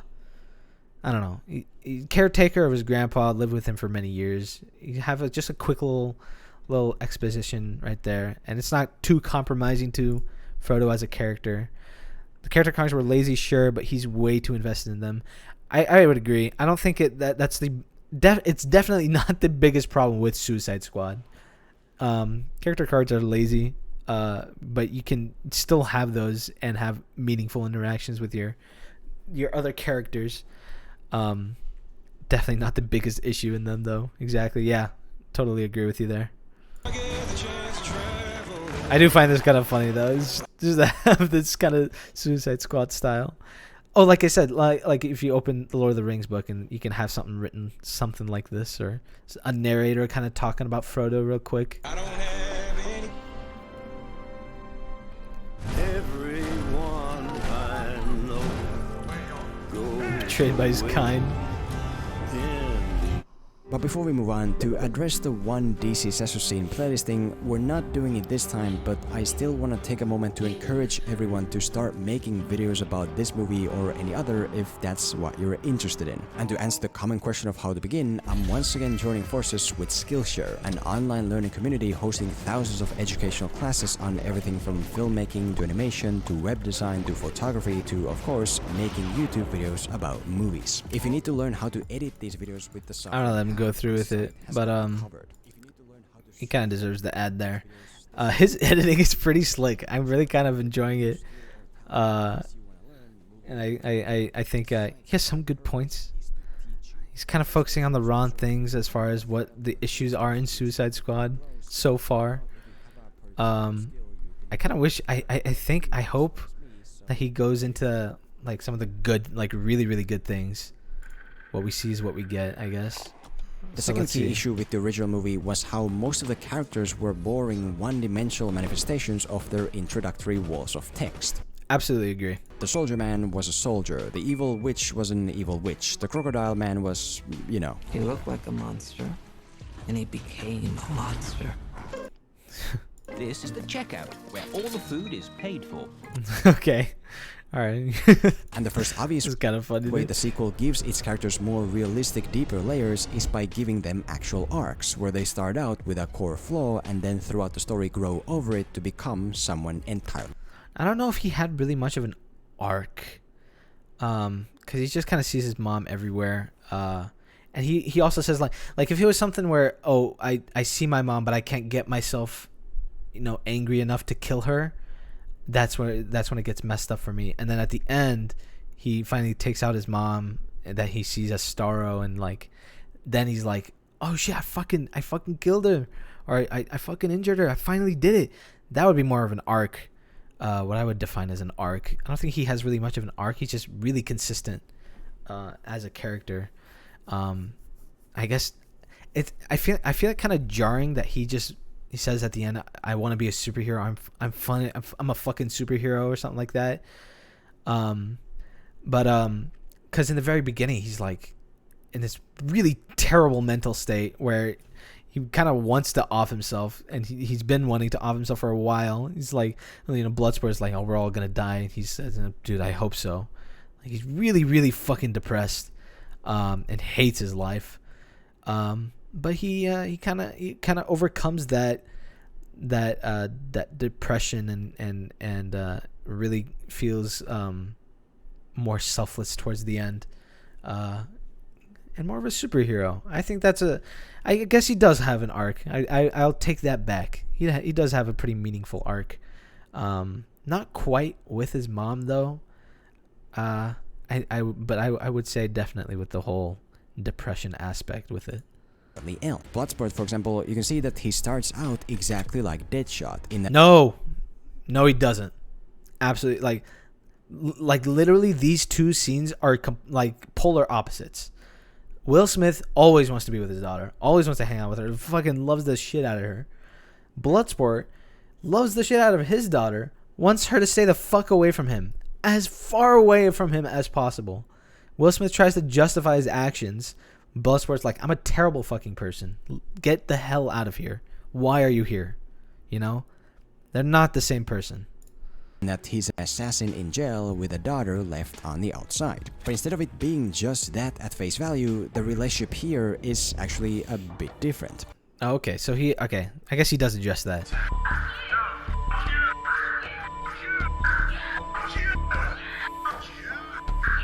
Right, so Bloodsport's core character flaw essentially is being a lone wolf to the point of not seeing any value in others whatsoever. He does.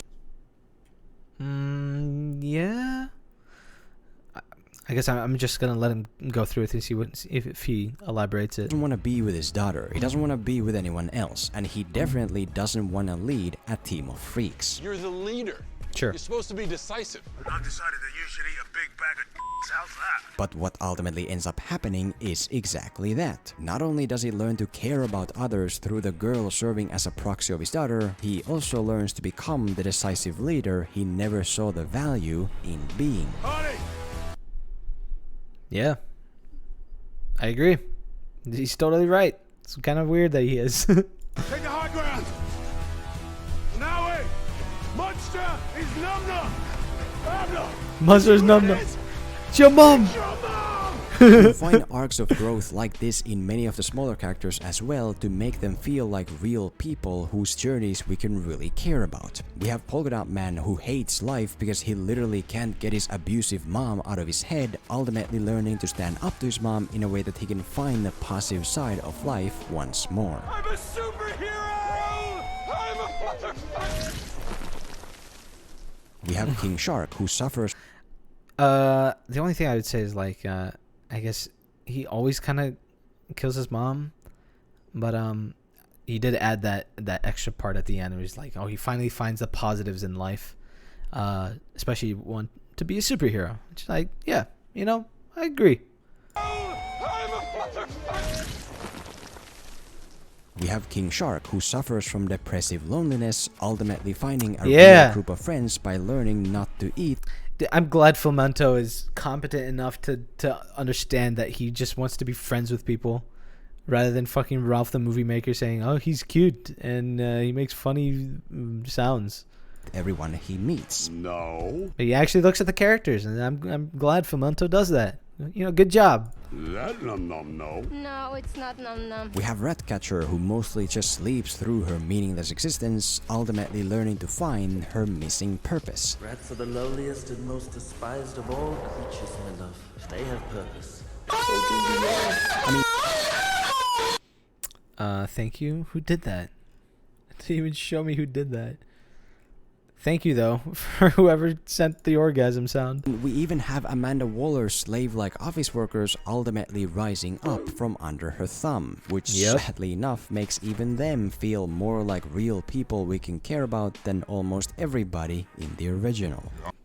Absolutely agree. You're on a roll, dude. I'm proud of you, dude. I don't mind. I got me a sewer to crawl back in. But the other actually really ingenious way this film gives layers to its characters for much less screen time is by building them on irony. If you take John Cena's Peacemaker for example, the first surface level impression he in his bright red, white and blue outfit gives out is that it's It's red, blue, yellow. that he's the ultimate good guy. I mean, he's the peacemaker, right? But when it comes to I don't think he goes for that. Like, even in this scene that they're talking about, he said, "I'm willing to go through any man, woman, and child in order for us to get liberty. Eat a bag, like a whole beach full of dicks, in order, if that meant having liberty for the United States, or for America, or for liberty in general." I don't think he thinks of himself like that. He might think of himself as the ultimate good guy. However, the audience doesn't see that way. The audience is like, oh, he's kind of like sacrifice everything for liberty kind of guy, very nationalistic type of person, peacemaker. He do anything for peace. The ends justify the means kind of guy. Definitely not the ultimate good guy. Kind of like an anti-hero. Is that a fair comparison? I guess something like an anti-hero. irony. If you take John Cena's Peacemaker, for example, the first surface level impression he, in his bright red, white and blue outfit, gives out is that he's the ultimate good guy. I mean, he's the peacemaker, right? But I would even go a little further back and have him have the bag of dicks, or a beach of dicks that he'd eat for liberty as the first impression. When it comes to seeing him behave in practice, it's actually quite the opposite. It's not the opposite. He literally says he's willing to do anything for peace. I don't know what you're talking about.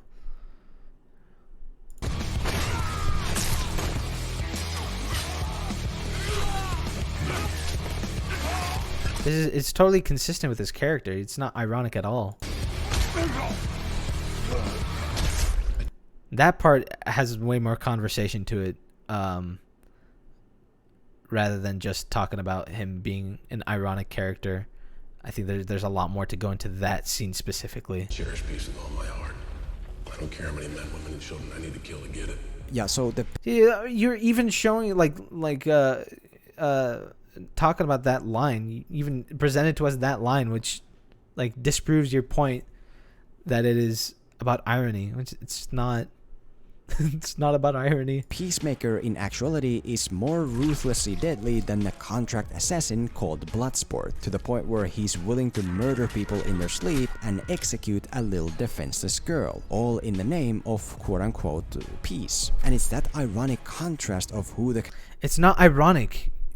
I don't think ironic is the word you're looking for. I think what you're looking for is justification. Some sort of word where it means or how do I say this without completely confusing people who are listening? Whatever word means the ends justify the means. Whatever that word is, that's like his thing for what he believes in, and the ends being absolute peace, no chaos. Character is supposed to be versus how he actually behaves that makes him, if not great, then at the very least interesting. Colonel, I got a clean shot on the only one in the office. Just give the word. You know, we have a Is it by killing everyone? I guess technically, yeah. Attain peace by... It's not even attaining peace. He's more of especially with the Rick Flagg scene. Him and Rick Flagg saying peacemaker, what a joke. He's more of just chaos preventer, if anything. He doesn't make peace. He doesn't allow chaos to ensue in order for peace to be made. He's the kind of guy that would, like, in his name, it implies that there's going to be chaos because of something that, like, let's say the U.S. is compromised and they're actually a really terrible piece of shit government that had terrible experiments on women, children, and all kinds of people. That, and then the war that comes out of that, he'd be the kind of guy to create peace from that, peacemaker. But he's more of peacekeeper, chaos preventer kind of guy, where he doesn't want that to happen in order for him to do the ultimate duty of, you know, creating peace out of chaos. Instead, he takes kind of the easy route, just stops chaos from happening in the first place. I think that might be a little more ironic to him as a character, relative to whatever he's saying here. Giant shark monster who behaves like a cute little puppy longing for friends even when he's eating them. We have a weak, insecure man-child who can insta-kill you. We have a guy with... Man-child? Hold on, I want to call him a man-child. A weak, insecure man-child who... He's not really even... I don't think I'd classify him as weak. He's just average Joe. Can insta-kill you. We have a... I would call him insecure, though. Well, maybe not insecure, but just depressed. Really sad, lonely kind of guy. Guy with an incredible supernatural ability that's pointless. Overall, we have a bunch of characters, both human and non-human, who should be one way, but then end up being anything but. I don't think this is irony, though. This is just... It's just a bait and switch. A little bit of a stretch, Filmento. I would have to disagree with the whole irony point.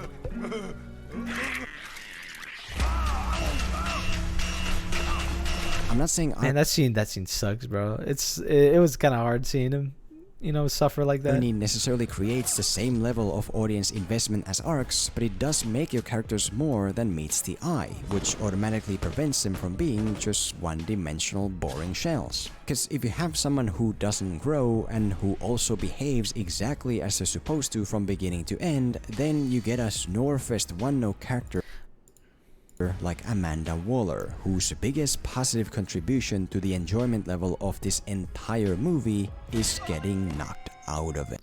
So this is where I would disagree. I think the point that he's trying to make is that your characters, in order for them to be interesting, they have to have an arc.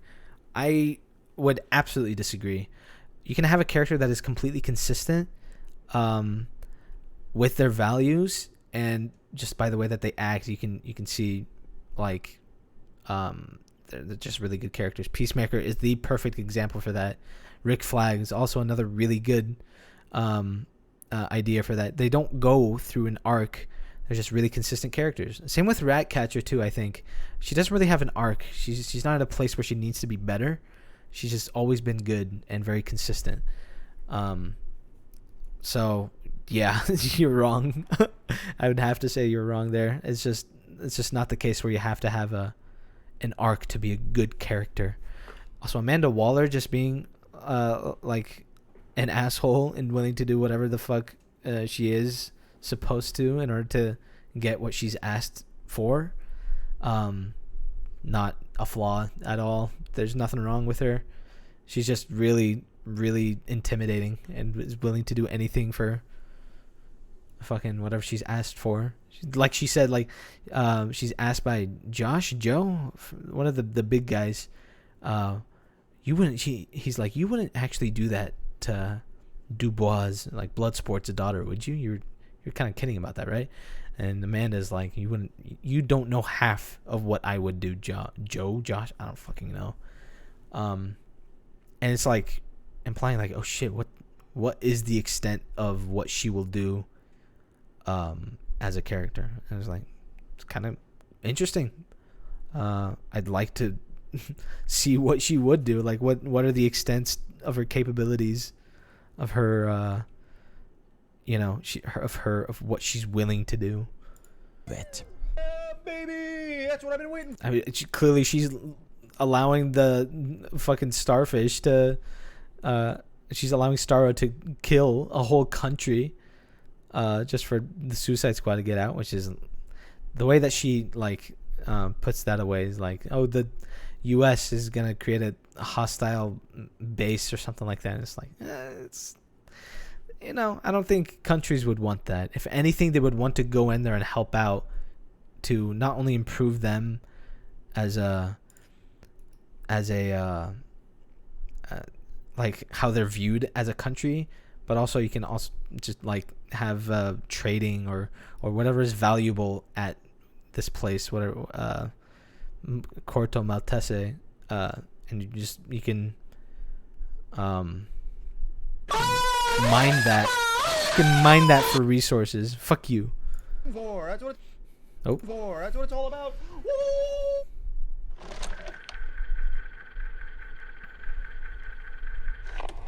The third key issue with the OG Suicide Squad was its unconvincing way of telling everything instead of showing it, to the point where the central love story of the movie was created solely by saying it so. I assigned him to watch Dr. Moon, and just as I hoped, it got personal.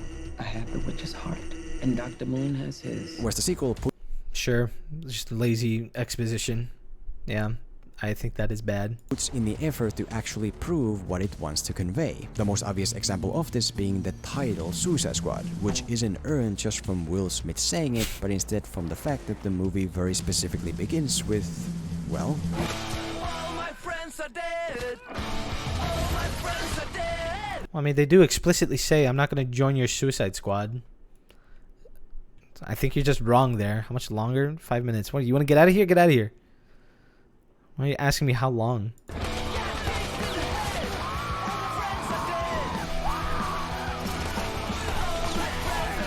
Yeah, so it's much easier for the audience to buy into the main concept of going on a suicide level mission when characters on that mission are actually dying. It's much easier to buy into the severity of the head charges when they're not demonstrated by some random dude who runs off for no reason, but instead by our POV character who has an actual reason to be running. That's my dad. There's nothing I can do about that.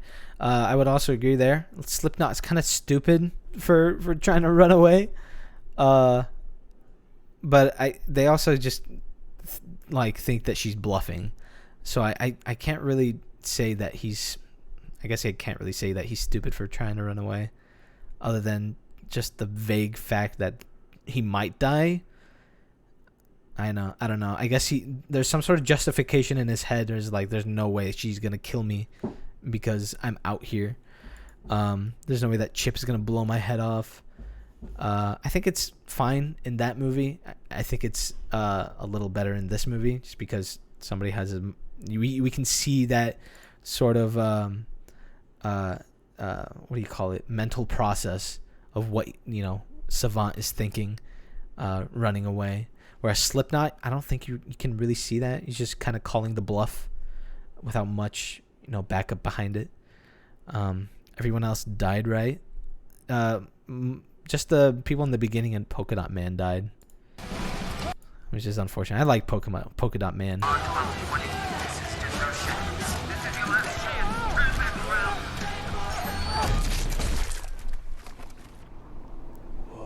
And the movie keeps the same mentality from beginning to end, in things both big and small. When it wants to convey that King Shark is a loner who wants to fit in, it shows him looking at people longingly and then sitting alone in the car while the rest of the team is out having a good time. When it wants to convey that Peacemaker will go to any lengths to achieve quote-unquote peace, it shows him killing a primary member of the squad. Not only a primary member, but the way that he refers to him, he's like Colonel, sir, somebody, a superhero or a hero like you. It's way more meaningful than just a person that's on the Suicide Squad, let alone a meaningful leader of the Suicide Squad. Peacemaker respects the fuck out of this guy. He really, really admires him for the kind of stuff that he did for America as a U.S. soldier. When it wants to convey the squad's uncoordinated lethalness, it shows them mowing down an entire campsite of non-enemies. When it wants to convey... Non-enemies? Well, I mean, I guess they aren't really enemies, but... Polka Dot Man's mommy issues, it shows a bit too much, actually. But since I'm sure you already get the idea on that, what I also want you to notice is how this film very specifically uses the method of not showing things. For example, one running thread about Bloodsport is that he has this chronic fear of rats, the source of which isn't ever actually reinforced visually, but instead only by... My old man locked me in a crate for 24 hours, and it was full of starving rats. And the result that follows is that this fear of rats as a whole isn't so much something for the audience to take seriously as it is more of a running joke for them to laugh at. Because... What? It's essentially a deadly assassin being scared of a tiny rodent for no reason. Well, you're gonna talk about him, and his dad putting him in a box of starving rats, right? Established reason. But if, on the other hand, it was established with an actual flashback. Okay, there you go. I was scared for a second there. Of a little abused boy being mauled by a pack of hungry rats, it most likely wouldn't be so funny anymore. To give you another example of this, take a closer look at Peacemaker's determination to quote-unquote establish peace. Despite the incredibly massive strength of the determination, to be fair, these were the people that captured Harley Quinn and are probably torturing her. So I mean, I guess everybody's involved. We don't ever actually get to understand the source of it. Like, why is this dude so obsessed with peace? Where's it coming from? I don't know, but you don't need to know. You just have to understand that he believes in it more than anything else. It's the same thing with Thanos. He's willing to kill half of all life because that would, teach everybody the fact that, like, resources are limited. Don't fucking waste them all. You don't necessarily have to show a backstory about how he got to that point where he believes that. You just have to prove to the audience that this is actually what he believes in, and he is actually willing to do what he says for what he believes is the greater good. That's all you have. It's kind of simple, actually. It's that lack of understanding that for some reason gives it this quality of being inherently absurdly funny. They call you peace. It's not absurdly funny. It's just really intimidating, if anything. I cherish peace with all my heart. I don't care how many men, women, and children I need to kill to get it. It's not funny. I don't think it's that. I'm pretty sure that's not supposed to be a joke. Even though you can interpret it as a joke, he's serious. He's absolutely serious. It's not undercut by a joke. This isn't always the case though. We have no idea why Amanda Waller is so determined to do all this stuff for her country, and yet there's nothing funny or entertaining about her. Yeah, you don't think it's funny either? I think you can see it as being a little absurd. But like, yeah, he definitely doesn't think it's so funny. Determined to do all this stuff for her country, and yet there's nothing funny or entertaining about her either. So I guess there's nothing funny or entertaining about her either. I don't know. I kind of like how intimidating she is, and how she treats. She's really willing to do anything for whatever mission that she's assigned. This isn't always the case though. We have no idea why Amanda Waller is so determined to do all this stuff for her country. We don't need to know why. We don't need to. And yet there's nothing funny or entertaining about her either. So I guess what it ultimately... That doesn't mean she's a bad character, or just doesn't make sense, or is not entertaining. Alright, dude. I'm turning those off.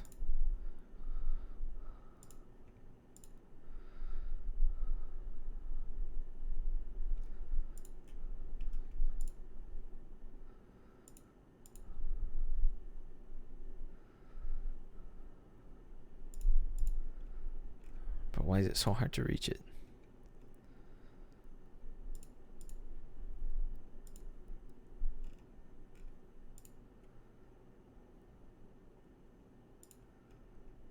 Why isn't there like just a turn off button?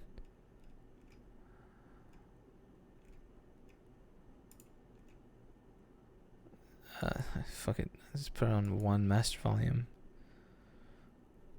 Unless I have it here. Streamlabs? No. Okay.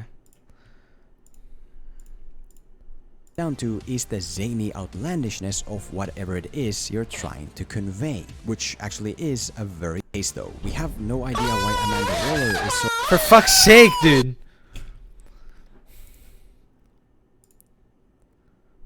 Oh, it didn't save.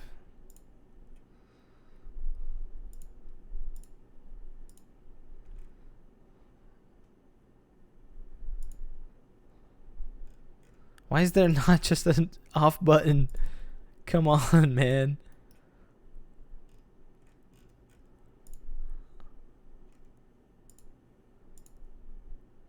Good God, I'm a terrible fucking streamer, my goodness. Wow, okay. I guess, yeah, I can't find it. so determined to do all this stuff for her country, and yet there's nothing funny or entertaining about her either. So I guess what it ultimately comes down to is the zany I find her facial expression when Weasel was found not to be able to swim, I found that fucking hilarious. Also, the part where John Cena or Peacemaker's like, oh, Polka Dot Man? Was he throw polka dots at people? And her face is just like, yeah, I'm done. This team is fucking, this is ridiculous. Her facial expressions are great. That's pretty funny, pretty entertaining. I don't know. Pretty funny about her either. Good joke. I guess what it ultimately comes down to is the zany outlandishness of whatever it is you're trying to convey, which actually is a very useful lesson to learn. If you want the audience to take something seriously, then you need to show it to them. But if you, on the other hand, want that something, you gotta show it to them in the right way, though. You gotta. If you're trying to convey something serious, it has to be serious to the people who's talking about it. You know. To be there. It's not necessarily just as easy as just showing it. For the audience to laugh at, then a lack of convincing proof can actually in some cases increase its comedic zaniness. I assigned him to watch Dr. Moon, and just as I hoped, it got personal. Are you gonna kiss me or not? And when you take this and combine it with the earlier stuff we discussed, you're well on your way to better understanding exactly why 2021's The Suicide Squad works where 2016's Suicide Squad failed. Alright. Well, that video wasn't as bad as I thought it would be. I'll be completely honest. I thought it was going to be worse, but it wasn't. And he had a couple of good points. A couple of points that I agree. Bye, dumbass. I'll see you later, Smud. Thank you guys for watching. I'll put this up on the VOD channel. Go to that. If you subscribe to that if you want to see more. But yeah, thank you for watching. Had a lot of fun with this. Go watch The Suicide Squad. It's worth it. The characters are very worth it. Even though the plot is ass and shit and poopy stains. But the characters are great, and I think it's worth it for that. And spaghetti, you're very based when you say that, Mona. You're very, very based. All right, y'all. See ya.